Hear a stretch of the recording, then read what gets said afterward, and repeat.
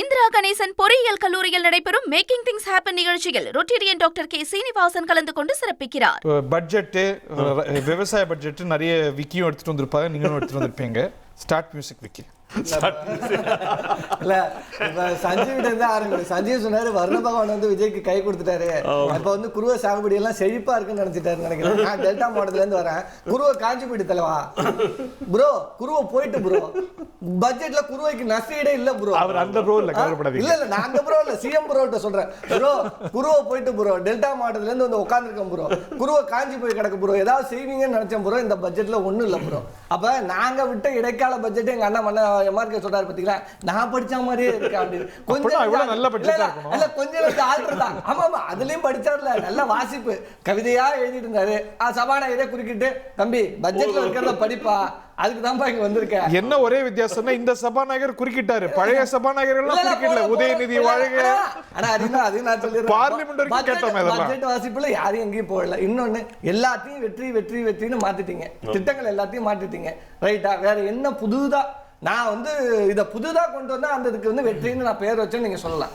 எல்லா திட்டத்தின் பேர்ல வெற்றியை சேர்த்துட்டீங்க. அம்மா உணவத்தை விட்டு வச்சிருக்கீங்க, அம்மா உணவத்தை எடுத்து வெற்றி உணவகம்னு மாத்திருங்க, வெற்றி சிறைசாலை, வெற்றி மயான கிடங்கு, ஏதாவது வச்சுட்டு போங்களாங்க. நான் என்ன கேட்கிறேன், ஒரு விஷயங்களை ஒரு திட்டங்களை கொண்டு வரும்போது உங்க பேரை வச்சுக்கலாம். நீங்க உடனே கேட்பீங்க, ஏன் நீங்க விடியல்னு வைக்கலையா? நாங்க திட்டத்தை கொண்டு வந்தா நாங்க பேர் வச்சோம்.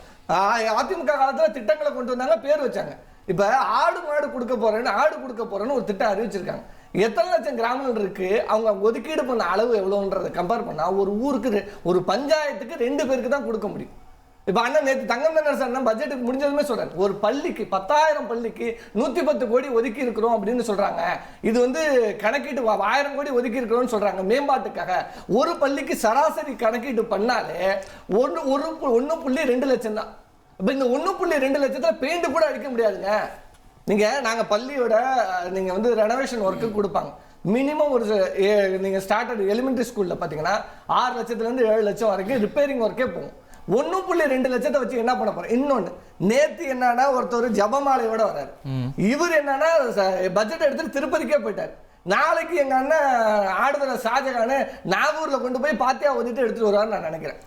கலைஞர் சமாதிக்கெல்லாம் நம்ம போனோம். நான் என்ன சொல்றேன், இங்க மத அடிப்படையில, நீங்க சொல்ற மதங்கள் அடிப்படையில அரசு விஷயங்கள்ல கூடாதுங்கிறதா. அப்ப நாளைக்கு நீங்க வந்து இன்னைக்கு திருமாவளவன், அது உங்க நம்பிக்கைங்கிறாரு, நாளைக்கு நிர்மலா சீதாராமன் அவர்கள் ராமர் சிலையை தூக்கிட்டு நாடாளுமன்றத்துல வந்து பட்ஜெட் வாசிச்சா திருமாவளவன் அமைதியா இருப்பாரா?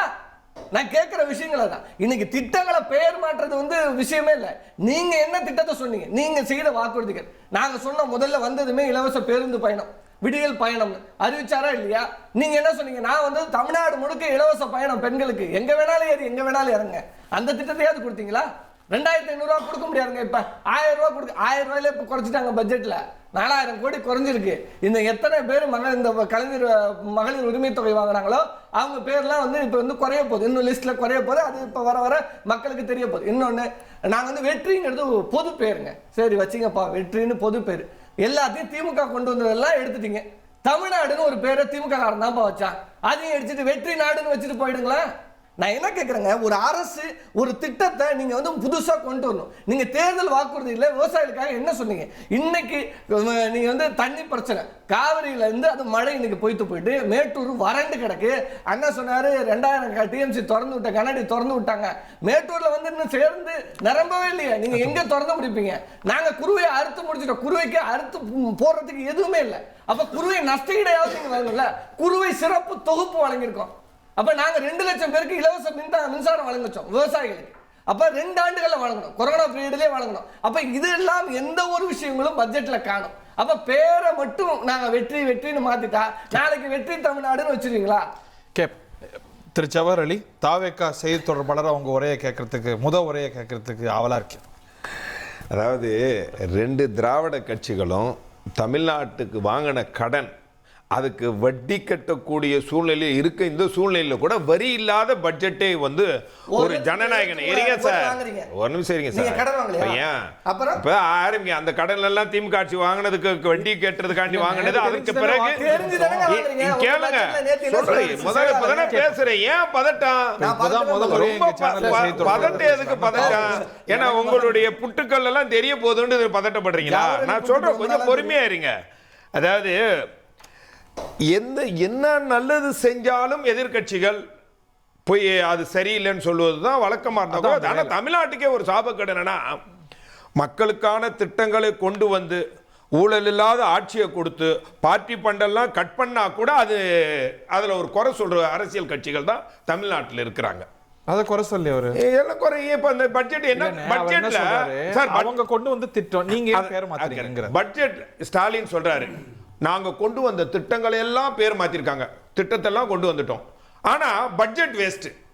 திட்டத்தை எல்லாம் நடைமுறைப்படுத்துறோம், இது இல்லாம எக்ஸ்ட்ரா ஒரு 4 திட்டங்களும் அறிவிச்சிருக்கு. அப்ப எல்லா திட்டங்களும் ஒரு திட்டம் விடாம அறிவிச்சு நடைமுறைப்படுத்துகிறோம். ஆனா பட்ஜெட் வேஸ்ட்னா என்ன அர்த்தம்? ரெண்டாவது முரணா இருக்கா இல்லையா? பட்ஜெட் எல்லாமே நிதி ஒதுக்கியாச்சு. பட்ஜெட் கடந்த பட்ஜெட்டோட இந்த முறை பட்ஜெட்ல அதிக நிதி ஒதுக்கியும் எல்லா திட்டங்களும் நடைமுறையில் வருது. திமுக அண்ணா திமுக கொண்டு வந்த எந்த திட்டங்களும் நிறுத்தலை. இன்னும் சொல்ல போனா இவங்க நிறுத்தினா ஆடு மாடு வழங்க கூலி திட்டம், அம்மா வழங்க திட்டம், எல்லா அதே திட்டம் தான் போடுவாங்கன்னா அவங்களே போதுமே. நீங்க சொல்றேன் சார், புதுமையான எல்லா திட்டமும் வந்துகிட்டு இருக்குதுல்ல. இப்ப நீங்க தேர்தல் வாக்குறுதிகள்ல கொடுத்த பலது இல்லைங்கிற கேள்வி இருக்கு. நீங்க டைம் எடுப்பீங்கன்னு புரிந்து கொள்றது இயல்பு தான் சார். அதுக்கு வேற, அதாவது இவர்கள் ஒரு 1000 ரூபாய்க்கு 28 மாசம் எடுக்கிறாங்க. அது அண்ணா பிறந்த நாள் 28 மாசத்துக்கு அப்புறம் தான் கொடுத்தாங்க. எந்த திட்டத்தையும் இல்லை. ஆனால் அன்றைக்கு இவங்க பட்ஜெட்ல ஆட்சி வந்த கையோட ஒரு வெள்ளை அறிக்கை கொடுத்தாங்க. அந்த வெள்ளை அறிக்கையில தமிழ்நாட்டினுடைய கடன் இவ்வளவு இருக்கு, தமிழ்நாட்டை எடுத்துட்டு போகணும்னா சில விஷயங்கள் ஏத்தி தான் அவனோட மின்சார கட்டணத்தையும் பஸ் கட்டணத்தையும் உயர்த்தினாங்க. இப்ப அப்படியெல்லாம் இல்ல, எந்த கட்டணத்தையும் சார் பொறுமையா இருங்க. அதாவது எதுக்குன்னா இப்ப இதுல என்ன பிரச்சனை, நீங்க இந்த தலைப்பை வச்சு சொல்றேன். திமுக ஆட்சி மாறிட்டா அண்ணா திமுக வரும். அண்ணா திமுக என்ன சொல்லும், நீ நிறைய பொண்ணு அடிச்சிருக்க, அதெல்லாம் சரி, நீ நான் 200 ரூபா 100 ரூபா அடிச்சேன், நான் 200 ரூபா அடிப்பேன், கண்டுக்கிறாம இருக்கணும்.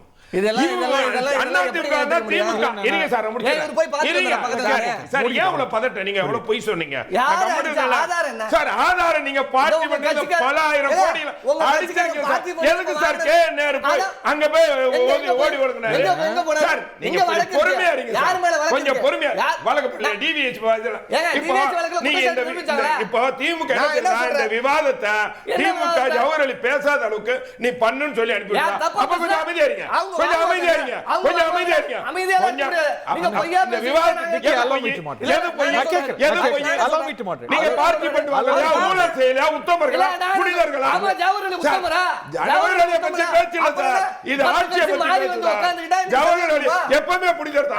என்னைக்கும்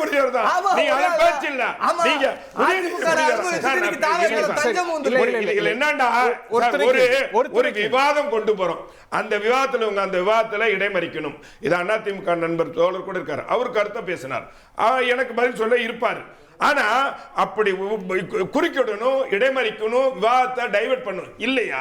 பொது மேடையில ஒருத்தரை இல்ல குடும்பத்தை பெண்களை இழிவா கேவலமா பேசி அசிங்கப்படலாம். இவர் இல்ல, இவங்க கட்சியினுடைய நிலைமை அப்படித்தானே. இவரை சொல்லல, இவர்களுடைய தலைமுறை தலைவருடைய பாரம்பரியம் அப்படித்தானே வருது. பாரம்பரியம் அப்படித்தானே வருது. ஒரு தலைவர்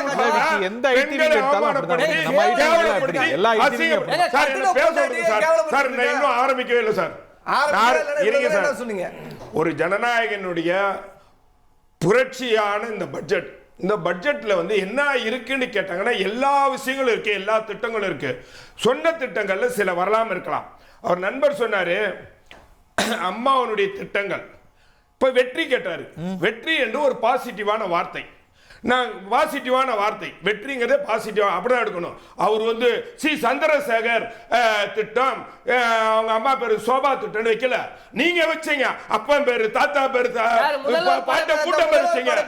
சார் நான் கேக்குறது இருங்க சார், முதல்வர் இல்லையா? இருங்க சார், நீங்க இறந்து போன கலைஞர் திட்டத்தை இன்னும் வீடு கட்டு திட்டத்தை இன்னும் கண்டினியூ பண்ணுவாங்களா ஒரு ஆட்சியில் இருக்கிறவங்க? சார் வெற்றிங்கிறது தமிழ்நாட்டே மண்ணை சார்ந்த விஷயம், அது பாசிட்டிவான வார்த்தை. உங்களுக்கு அது கூட பிடிக்காது.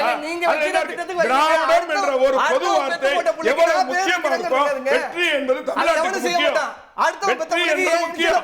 அந்த பாசிட்டிவ் பாருங்க. அப்புறம் சொன்னாரு இவங்க தமிழ்நாடு போக்குவரத்தை தமிழ்நாடுங்கிறதை எடுத்தவங்க. போக்குவரத்து துறையில தமிழ்நாடுன்னு பேர் எடுத்து போக்குவரத்து துறை எங்க ஜியோ இருக்கு சார் உங்க பஸ்ஸுகள பாருங்க சார் ஜியோ உங்க பஸ்ஸுகள் அன்னைக்கு பாருங்க சார் தமிழ்ல போராட்டம் எல்லாம் பண்ணாங்க சார் சார் எது சொன்னாலும் அதுக்கு விரிவாக உங்க ஆட்சியில தமிழ்நாடுன்னு பேரை எடுத்தவங்க சார் கொஞ்சம் இருங்க சார் தமிழ்நாடு வெற்றி நான் சொல்றேன் சார் நான் முடிச்சிடுறேன் நான் சொல்லிட்டேன் இங்க பாருங்க இப்ப குறுக்கிட்ட அந்த விவாதத்துக்கு நல்லா இருக்கு என்ன கத்த வைக்க வேண்டிய இப்போ கருணாநிதி அவர் சமாதிக்கு போய் பூஜை போட்டு பஜனை போட்டு இந்த இது பட்ஜெட் வச்சாங்க. யார் பாத்தீங்க நீங்க பஜனை போட்டாங்களா சார்? பூஜை பஜனை அவங்க அவர் வீட்ல எத்தனை முறை பஜனை நடந்துருக்கு சார்? நீங்க பாத்தீங்களா சார் வீடியோ இருக்கு சார். வீட்ல நடக்க பிரச்சனை இல்ல, வீட்ல நடக்கிற பிரச்சனை இல்ல. இப்போ நீங்க வந்து மதத்தை வந்து அரசு விஷயங்களுக்கு கொண்டு வரீங்களே, ரோசரியவோ இல்ல திருப்பதியவோ ரெண்டுமே வந்து ரெண்டுமே அவர் கோயிலுக்கு போறாரு, அதுதான் பேப்பர்னு தெரியாது. யார் அவர்தான் பட்ஜெட் தயார் பண்ணி எடுத்து வந்து காட்டுறாரா பேப்பர்னு உங்களுக்கு? இல்ல இதெல்லாம் போய் இதெல்லாம் போய் இது விக்கி நான் வந்து பேசவே முடிக்கல, நீங்க இவ்வளவு குறுக்கிடுங்க. என்ன அவசரம்? நான் பொய்யே பேசுறேன். பொறுமையா இருக்க கூடாது. ஒரு ரெண்டு நிமிஷம் நீங்க பொறுமையா நோட் பண்ணீங்க. ஒரு பேப்பர் கொடுங்க சார். அவருக்கு ஒரு பேப்பர்லாம் சார் எனக்கு தெரியுதுங்க. நான் அதெல்லாம் வேணாங்க. உங்களுக்கு தான் பேப்பர் பேனா எழுதுனத படிங்க. சரி சார், நானே படிச்சுக்கிறேன். முதல்வர் மாதிரி இப்போ ஸ்கிரிப்ட் தான். நீங்க சார் பேப்பர்ல துண்டு சீட்டு இல்லாம சார் துண்டு சீட்டு இல்லாம ஸ்டாலின் அவர்களை பேச சொல்லுங்க. நீங்க என்ன பேச வச்சுறாங்க? நான் நாகரிகமான அரசியல்வாதி, நான் நாகரிகமான அரசியல்வாதி. நீங்க தேவையில்லாம பேசுறீங்க சார். அங்க பாருங்க, அங்க வந்து பொய் இருக்கு, இங்க உண்மை இருக்கு. அங்க ஊழல் இருக்கு, இங்க நேர்மை இருக்கு. அங்க மக்கள் பணத்தை கொள்ளடிக்கிறவர்களுக்கு இங்க மக்களுக்காக சேவை செய்யக்கூடிய எண்ணம் இருக்கு. அங்க முதுமை இருக்கு, இங்க இளமை இருக்குது. மொத்தத்துல இந்த மக்களுக்காக சேவை செய்யக்கூடிய ஒரு நல்ல முதலமைச்சர் தமிழ்நாட்டுக்கு இருக்காங்க. நீங்கள் எந்த எதிர்முனையில நீங்க எத்தனை கூட்டணிகள் எதிர்த்தாலும் முடிச்சிரு சார், எதிர்த்தா கூட அதெல்லாம் மக்களிடம் செல்லுபடியாவது. எங்களை போன்ற செய்தி தொடர்பாளர்கள் அந்த பொய்களை எல்லாம் முறியடிக்கிறதுக்கு தயாரா இருக்கும். ஏன்னா நீங்க சட்டமன்றத்தில் நாளைக்குல இருந்து தேவையில்லாதெல்லாம் பேசுவாங்க, பொய்களை எடுத்து வைப்பாங்க. அதெல்லாம் வந்து எடுபடாது. ஏன்னா மக்கள் ஒரு விஷயத்தை பார்த்துக்கிட்டு இருக்காங்க. ஒரு அரசு அலுவலகங்களை போனா 10 பைசா வாங்காம வேலை நடக்குது சார். கடந்த காலம் இந்த மாதிரி இருந்ததா? கடந்த காலத்தில் இது நீங்க கூவத்துக்காண்டி பல ஆயிரம் கோடியை கொள்ள அடிச்சு போட்டு முதலைக்கு கொடுத்தீங்க. ஆனால் கூவத்தை சுத்தப்படுத்துக்கான வேல்டு டெண்டர் நீங்க பள்ளி கல்வித்துறைக்கு பேரிடர் மேலாண்மை துறைக்கு சரியான நிதியை ஒதுக்கி இதுதான் பட்ஜெட் இன்னும் சொல்ல போனால் அது ஒரு இலக்கு வச்சிருக்காங்க. 1.5 லட்சம் ட்ரில்லியன் இலக்கை வச்சு செயல்படுவோம்னு சொல்லியிருக்காங்களே. இதெல்லாம் வந்து என்ன தெரியுமா? எதிர்காலத்துக்கான இளைஞர்களுக்கான, பெண்களுக்கான, தமிழ்நாட்டு மக்களுக்கான ஒரு நல்ல பட்ஜெட்டை கொடுத்துருக்காங்க. இதை பொறுக்கம் இல்லை. அப்படியாவது ஏதாவது இந்த பட்ஜெட்டை மக்களை திசை திருப்பணும், அதை மாற்றணுங்கிறதுக்கான இவங்களுடைய பிளான். இந்த பிளான் எல்லாம் நாளைக்கு ஆரம்பிப்பாங்க. வெளிநடப்பும்பாங்க, சட்டையை கிழிச்சிட்டு போலியே போவாங்க, எல்லாம் நடக்கும். ஆனால் எதுக்கும் அசர மாட்டாரு முதலமைச்சர் அவர்கள். தளபதி அவர்கள் கிளீனா நோட் பண்ணி வச்சிருக்காரு. நோ பர்சனல் அட்டாக்ஸ் நோட் பண்ணி வச்சு நோட் பண்ணாரு. அதில் போறாரு. இந்திரா கணேசன் பொறியியல் கல்லூரியில் நடைபெறும் மேக்கிங் திங்ஸ் ஹேப்பன் நிகழ்ச்சியில் ரொட்டேரியன் டாக்டர் கே சீனிவாசன் கலந்து கொண்டு சிறப்பிக்கிறார்.